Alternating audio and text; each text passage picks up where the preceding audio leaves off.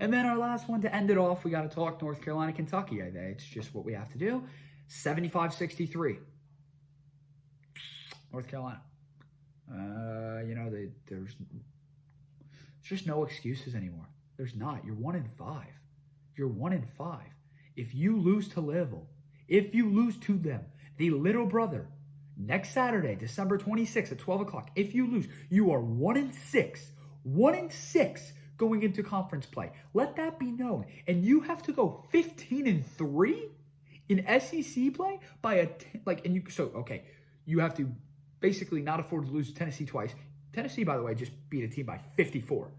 They absolutely ran them into the ground. They blew them off the floor. So Tennessee's no joke, by the way. Missouri is a scrappy team. Arkansas plays fast and is scrappy. You're not going 15-3, but we can be optimistic. If I'm going to take any positives out of it, what did I see? I saw Kentucky had an 11-point lead in the first half. Okay, well, we managed to blow an 11-point lead. So there's a problem, first of all. But BJ Boston at one point was 4 for 8. He finished 5 for 14. He doesn't see a bad shot. He doesn't. And you look at Terrence Clark, he went 3 for 11.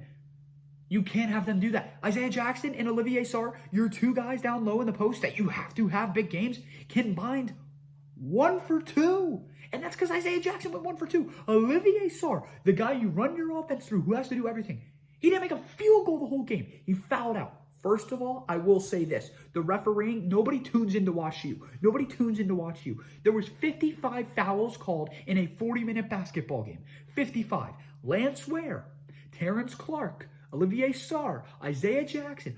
4 Kentucky players fouled out. That's pathetic. That's beyond pathetic. That's beyond pathetic. And Kentucky went 23% shooting from 3. It's not going to get any better. You got to figure out a way to do it. There was fight. We got to take a spin zone. There was fight. We showed fight and effort in that first half. We played a good 30 minutes. At the 10-minute mark, we were still in the game, only down by about 2 or 4. It was in that realm. Davion Mintz, he was great. Lance Ware was great. They played with heart and effort. But when you allow 3 offensive rebounds off of a free throw miss 3 separate times during the game, it's going to make you want to pull your hair out. It's unreal. It is. It's frustrating. And for a team that is supposed to be good at defense, giving up 75 is not going to cut it. It's not. Kentucky didn't play bad. They just started when all the foul trouble happened. Yes, that happened. Huge problem I have, though, which really pisses me off. Cameron Fletcher, a freshman out of Missouri. He was on the sidelines crying. Not crying because we lost. Crying because literally he didn't get playing time. He literally played for 2 minutes. 2 minutes. And he cried. And look, it's nothing against the kid. It's nothing against the kid. But we can't cry. He left the bench. He left the team. He gave up on his team and went in the locker room. You can't do that. That's where we're at in the program. And he apologized. I know. These kids have it the hardest out of any Kentucky team. They have it the hardest. Oh my God. They have to go on social media. With COVID, they can't practice as much. They don't get the real, Kentucky experience from the fan base. They're not as all bad. Kentucky fans on social media suck. They're coming for your head. But it's the poor kids. And to fill my shoes, I'm the same age as every single basically player on Kentucky that gets legit playing time, besides Davion Mintz and Olivier Sarr.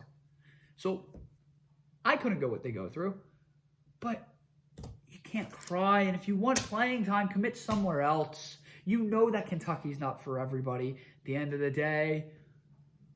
So just do that. That's all I ask. And another thing, Keon Brooks has a calf injury.